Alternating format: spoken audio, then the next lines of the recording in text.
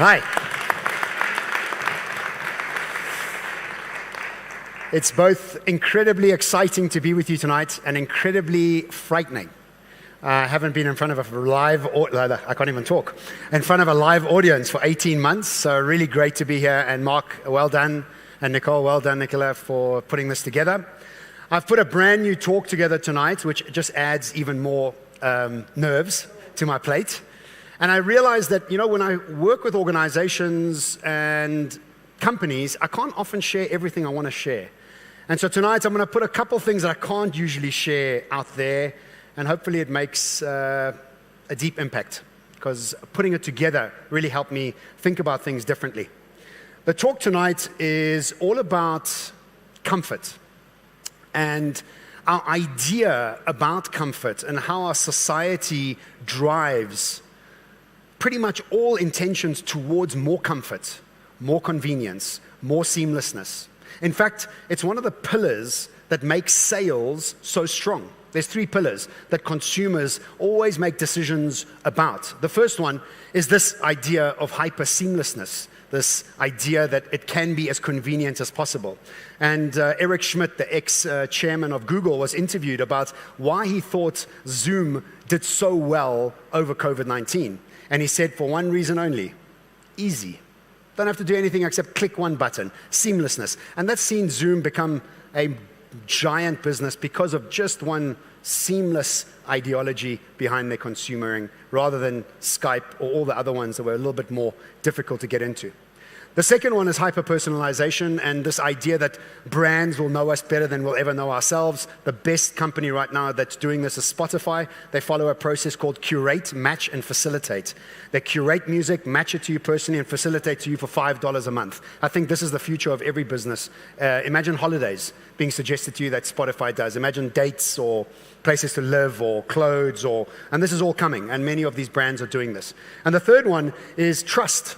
And the number one person we know right now that's developed so much trust around the world, that's exploded his company's valuation more than it's actually worth, is Elon Musk, because of the trust that he's created. But I'm here to talk about comfort.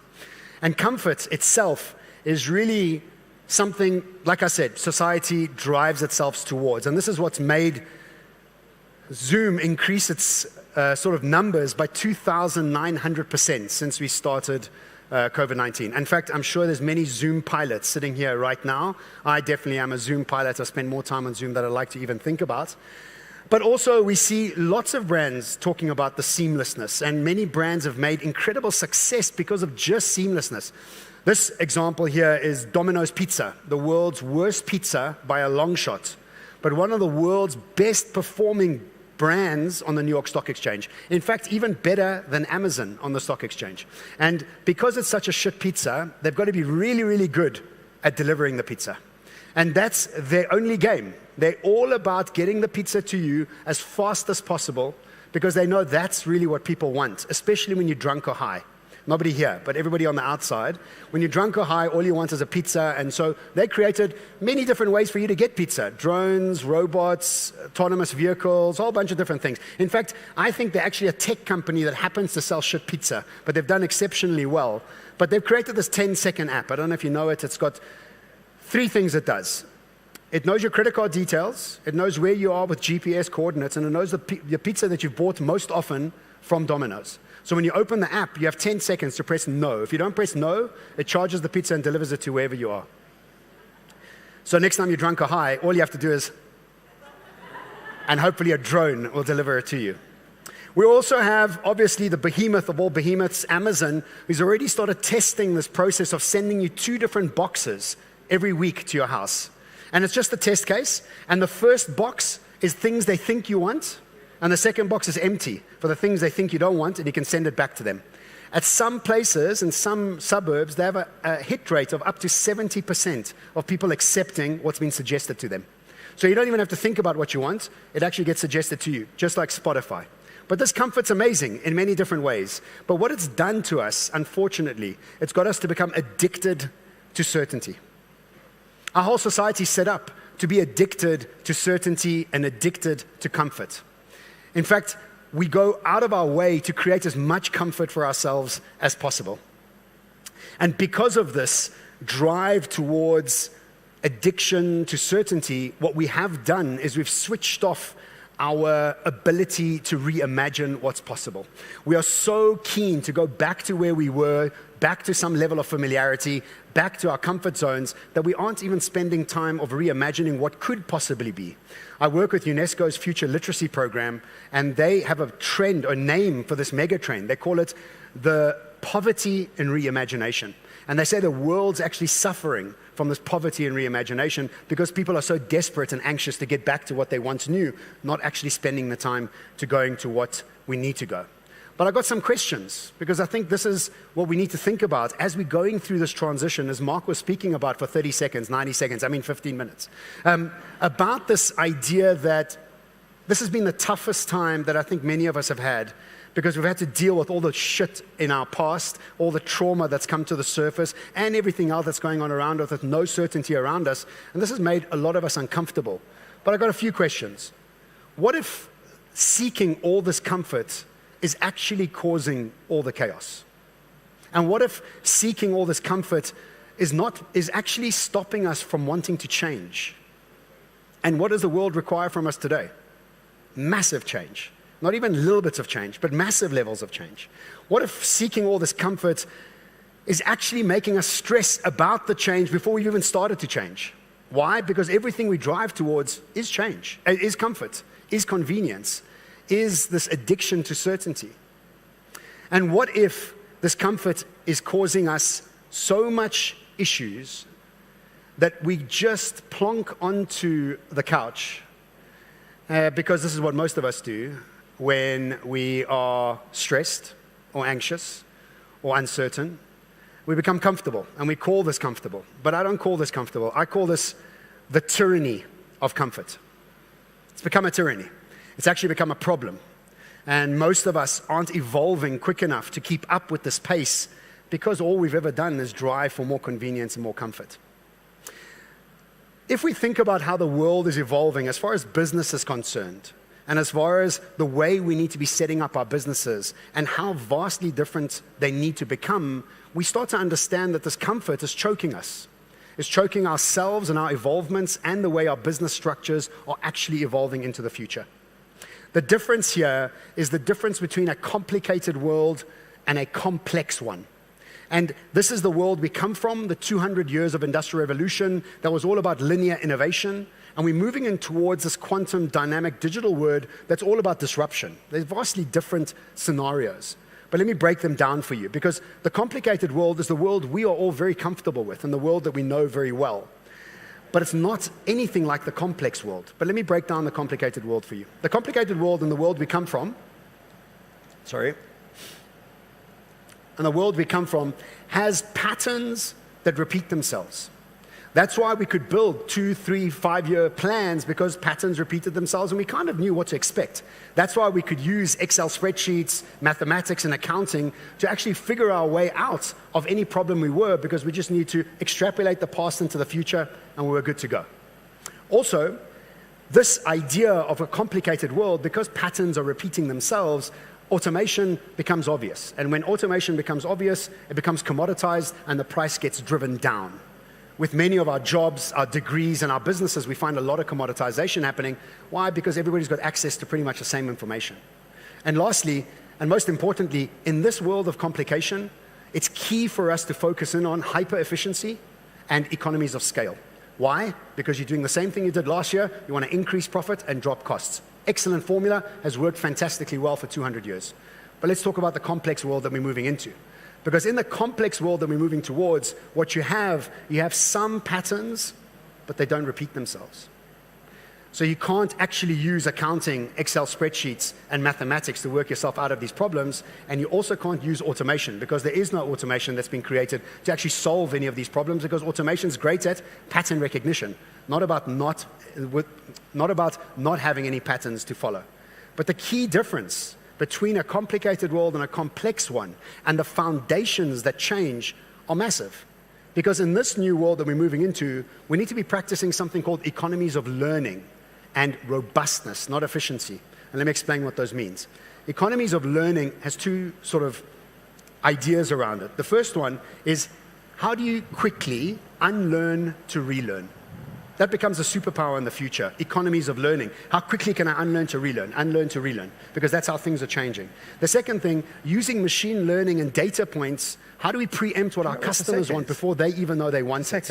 Utilizing, is God speaking to me? No. Mark, I can hear you on the mic. I hope you're not in the toilet. And robustness is exactly the opposite of efficiency. Robustness says, I need to express my business and products and services as widely as possible. Efficiency says, I'm only going to service one or two things and do it as efficiently as possible. Let me land this for you with an example. Do you remember when we used to travel a lot? And please God, we'll start traveling again soon. We used to get to the airport, we used to put our suitcase onto the conveyor belt, and our conveyor belt used to get our suitcase to us on the plane 99% of the time, utilizing a pattern repetition process that's highly automated and highly complicated. Have you ever seen videos of suitcases in the back of airports? I mean, it's a miracle they even get to us, but they do most of the time. And this is always based on pattern recognition, repeating it, bringing efficiencies to it, economies of scale, and all of this is really important and highly automated. So that's the conveyor belt and the luggage that you get on. That's the old world that we come from. But the world that we're moving into is not complicated, it's complex.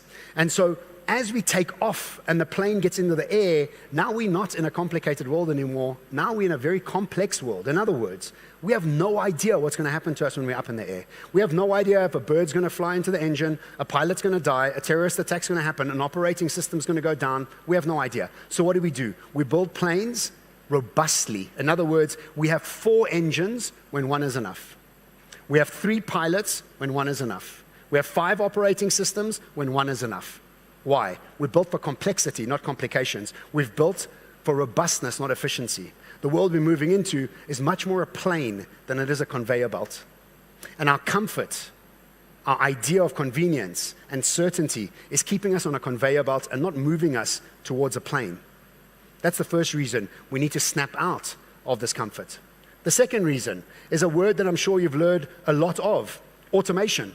And how it's going to be taking so many jobs and taking so many jobs away and all the sort of panic around automation. But the truth is, automation is a very simple idea if we really understand it. The first thing that automation does, it's always looking for repetition, which creates pattern recognition, which brings about more efficiencies. Every single job in this world right now has a layer to it that will be automated, if not the whole job itself. So slowly but surely, as automation gets better and better and better and cheaper and cheaper and cheaper, every single person here will be affected in some way. Sometimes in convenience, because that's what happens as a consumer. But as far as work is going on, it's going to affect all of us without even thinking twice about it. I'll share with you some of them. Customer service, chatbots, obvious one. We've already started seeing this. Chatbots are still stupid. Over the next few years, they're going to become really smart. Then we're going to get receptionists, also pretty much over before it's even started because you don't really need somebody up there in the front. You also have proofreading. Forget about proofreading. I don't know if you've seen this website. It's called AI Write, I think. And you put in a heading of any topic that you want an essay written about, anything. And it writes you an essay. Ask you how many words you want. You want it to be positive or negative. And you write it out. And if you copy and paste it and put it into Google, it's never been written before. Absolutely original AI written copy. I'm an author. My job's gone. So all jobs are going to be automated away. And of course, doctors, lawyers, accountants have already been hugely disrupted. But this is coming into every sort of area that we're working in. That's the second reason, that comfort is actually not a good thing. It's a tyranny of comfort. Third reason. I don't know if you know this guy. His name is Jeremy Rifkin. He's written a couple New York Times bestsellers, but his best one is called The Zero Marginal Cost Society. He is an economist that, I can't even find words. I'm so nervous around people. What's going on? How's it, guys? He advises Europe, China, and the EU. And not EU, Germany. EU, Germany, and China. Incredible guy. Mark put on a evening at, I don't know if you guys were there, at the casino, Monte Casino, where he showed the documentary called The Third Industrial Revolution. It's Jeremy Rifkin, where he talks about everything becoming free over time. Because once it's digitized, it gets repeated for almost free. That's what's called a zero marginal cost society. There's zero margin to keep creating things over and over and over. And already what we have is photos have become almost free. In fact, kind of free. You can take as many of them as you want and distribute them as far as you like, as many times as you like. Communication, kind of become free. There's so many things that have become almost free. I mean, Spotify, $5 is almost free. YouTube, entertainment, education, all these things are all becoming free. Next, according to Jeremy Rifkin, is energy will become free. And everybody will go, what the hell are you talking about? How's that ever going to be possible? That's what we used to say about communication and photos and entertainment and music. But now they are. And the next thing after that, he says, is transportation will start becoming free. So the question we need to ask ourselves, is our comfort getting us ready for this world that we're moving towards? And the big thing for me is, in a world where anything digitized becomes virtually free, how do we determine value, and what do we actually place our value on? That's a huge question, and I think making many people around the world panic, because what are we actually going to start valuing as we move into this new world? But before I tell you what we need to start valuing, I want to take us back to the agricultural times. And we're talking like 300-400 years ago, and maybe even 200-300 years ago, where in the agricultural times, the most important thing we could have as human beings was our ability to understand the soil, the seasons, and our brawn. And our idea that we were strong enough to do all these things around the farm. We used to work 16-hour days, and if we did really well, we could make some vegetables or fruit and actually go trade it in the marketplace. But then the Industrial Revolution arrived, and in the Industrial Revolution, it doesn't matter how well you knew the soil or understood the seasons or how strong you were, it was actually irrelevant, because what was really relevant in the Industrial Revolution was intelligence, logical, left brain, process-driven intelligence. This is what education did for us for 200 years or so, developed this side of our brain more than anything else. But as we move into this new world, and I've shown you pretty well that all automation will take care of this almost like linear type of innovation and logical thinking, that's all been taken care of. And what we need to start thinking about in this quantum age is something brand new that many of us don't even think about often in our world, but this is intuition. And so this intuition idea is kind of like airy, because nobody really knows what it really is. And so I wanted to break down what I think intuition is and why I think it becomes the superpower as we start moving into this world that we're moving into. So what is intuition? Some people call it purpose, because purpose and intuition are kind of well combined. But also, added to that, some people call it adaptable quotient. Our adaptability in the process of all this change is brought about not by logical thinking, but by intuition, because intuition makes you flow and makes you much more as part of a symbiosis of a process, whereas logical left-brain thinking is just go into a straight line. There's no option for symbiosis. So this idea of adaptability quotient, for me, is made up of 3 different words. And this comes from Singularity University and Amin Tufani, who's a colleague of mine. And I watched a talk with him, and he was explaining the process of adaptability, and it really landed for me, and I thought it was really important for me to share it. What is intuition? And intuition is made up of 3 things. The first one is perception, the second one is conception, and the third one is action. Now, the point of these 3 things, and I'm going to break them down for you, is the quicker you can perceive, conceive, and act, the stronger you'll become. The quicker you can have this machine cooking inside, and you can let go of the past and create new in an adaptable, symbiotic way with so much change coming, you're going to win. But if you're stuck to old ideas, you're going to take a lot of strain. So let's unpack perception. And I've written extensively about these topics in a couple of my books, but I think they're important to go back into. And the first idea around perception is wisdom. And wisdom, for me, is about moving from unconscious memories to conscious memories. In other words, we have memories with no triggers.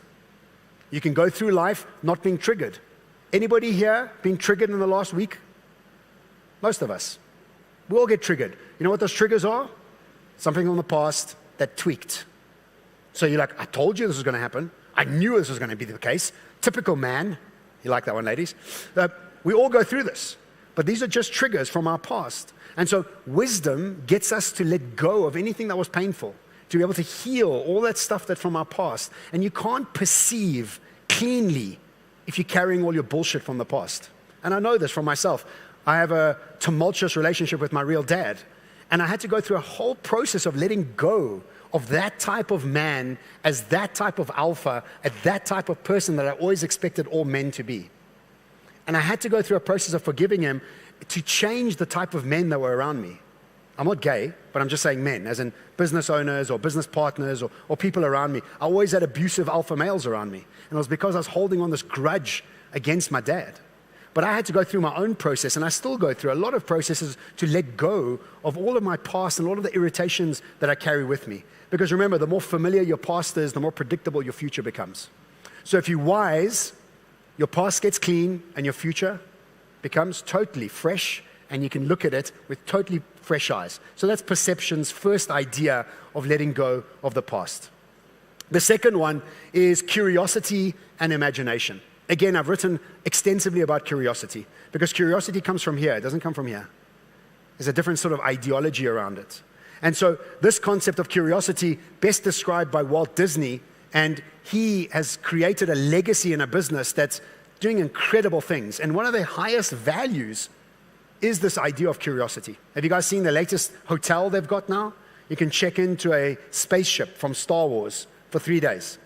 You check in and you're in that whole starship scenario for 3 days, a transformational experience. And this is Walt Disney doing things that are incredible, all based on their curiosity and keeping it adaptable, moving from movies to experiences to products to all sorts of different things. And then we get imagination. But as far as imagination is concerned, I don't want to talk about bullshit sitting there, meditating, thinking. I want to talk about something that's real and something that we need to be speaking about much more in these sort of places. And this is from Terence McKenna. And if you know who Terence McKenna is, you'll know exactly where this is going. Because imagination needs to be tweaked. We need to add newness to it. We need to add more intelligence to it. And Terence McKenna is actually Sean McKenna's uncle. I don't know if you guys know Sean McKenna. No, I'm kidding. He's not his uncle.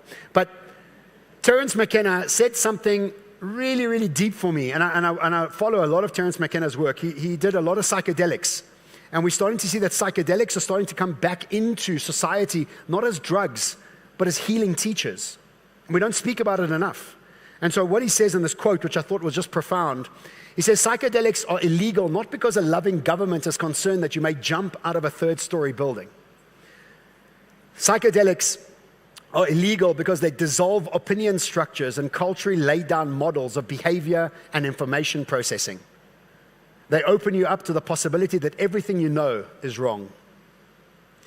Now, this is Terence McKenna. You might think it's way out there, it's on the fringes and on the left field, but I'm going to show you a 1-minute video from Bloomberg. Bloomberg. You all know Bloomberg? Bloomberg? Watch this video.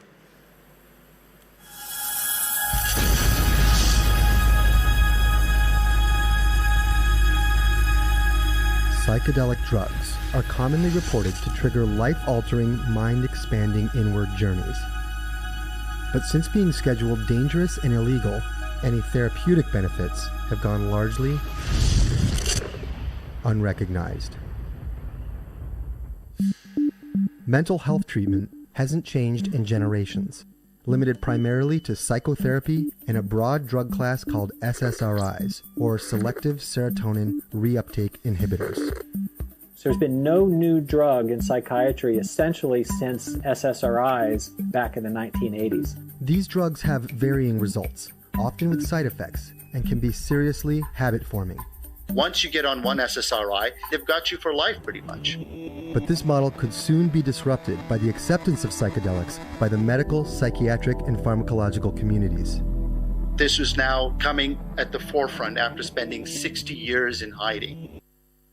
60 years in hiding. We haven't evolved any psychiatry for 40 years in a world that's evolving second to none. We're still using the crap that pharmaceutical companies are putting into those things, not even looking towards nature to evolve, to expand, to reimagine.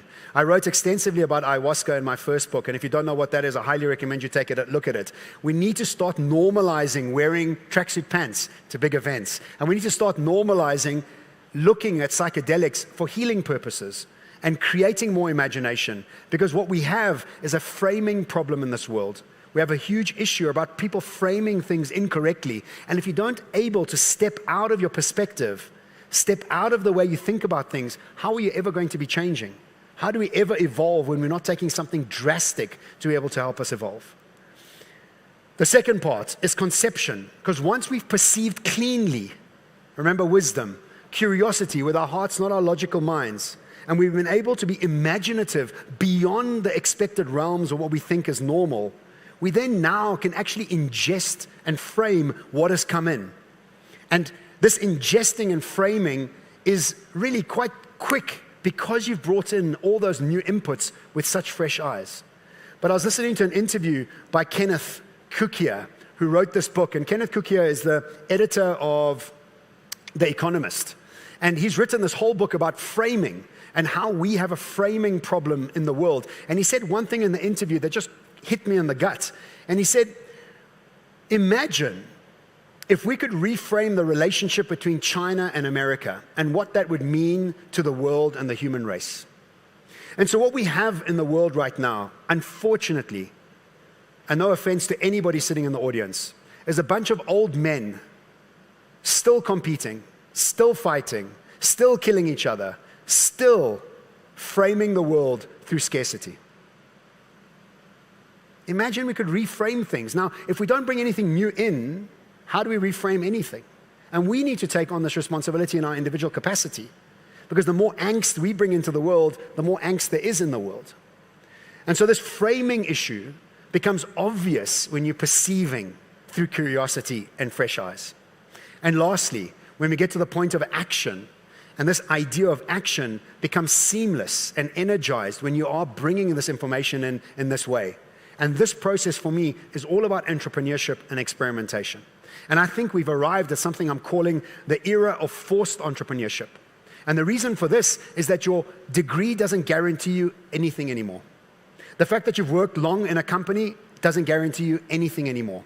Your skin color doesn't guarantee you anything anymore. Your gender, nothing guarantees you anything. The only thing that guarantees you something is you, your head, and solving problems. Because no job can guarantee you anything anymore. So this era of forced entrepreneurship is not about having your own business. Don't think about it like that. Think about it in the way entrepreneurs utilize their thinking and what they do with it. Because there's three things an entrepreneur does, whether they're in an organization or not. They do three things. One, they solve new problems with no loss of enthusiasm, knowing that their reward is a bigger problem. This is Carol Dweck's work around growth mindset. This is Nassim Taleb's work around anti-fragility. This is all this idea that we should be wired for the challenge, not the solution. We should be wired for discomfort, not looking for comfort. And so this idea of experimentation also is key in this process of transformation. We haven't arrived anywhere yet. We are still deep in this transformation around COVID, and we have to be going through a process of experimenting. But if we are focused on convenience, or we're focused on comfort, focused on addicted to certainty, we can never experiment. And I know this year, myself, I've spent an exorbitant amount of money experimenting with different things. Just trying new things out to see which one sticks and which one doesn't. And I don't think we're out of the sort of period of time to stop experimenting. This is the time for us to be applying ourselves in an entrepreneurial mindset with the ability to experiment. So the quicker we can perceive, conceive, and act, the better we're going to be for the world, the better we're going to add value to the world. And so this, for me, is intuition. When you're able to apply yourself on this process, you become adaptable, you become flexible, and you become optimistic, which is something all of us could do with more of. And all transformations always start off with the sad. And here we are today in a world that's very sad. There's a lot of trauma, mass trauma around the world, and we need to become okay with the sadness. I'm not going to plug my new book that comes out in 2 months, but I write a whole piece of it, a big piece of it in the front about sadness, that it's important for us to courageously be sorrowful. It's important for us to positively disintegrate so we can have post-traumatic growth. But right now, the world isn't sad. And as we start coming out of the sadness, we don't go back into any normality. We actually move into a place that's going to be incredibly strange because nothing will be like it was. And everything will start becoming new. Have you all heard of the NFT digital piece of art sold for $67 million? Tell me that's not strange. That's strange? Now there's this new money called Bitcoin. Not strange? So many strange things. And this is just going to evolve into more strangeness. And then eventually we'll arrive at the adventure. But I think we're years away still. And I don't mean to be pessimistic, but I think anything new requires major death, major implosion. And we need to have lots of structures to be sort of bedded down for newness to start to arrive. So the point of my talk today was, please, don't seek comfort. Try with utmost effort to seek discomfort. Thank you for your attention.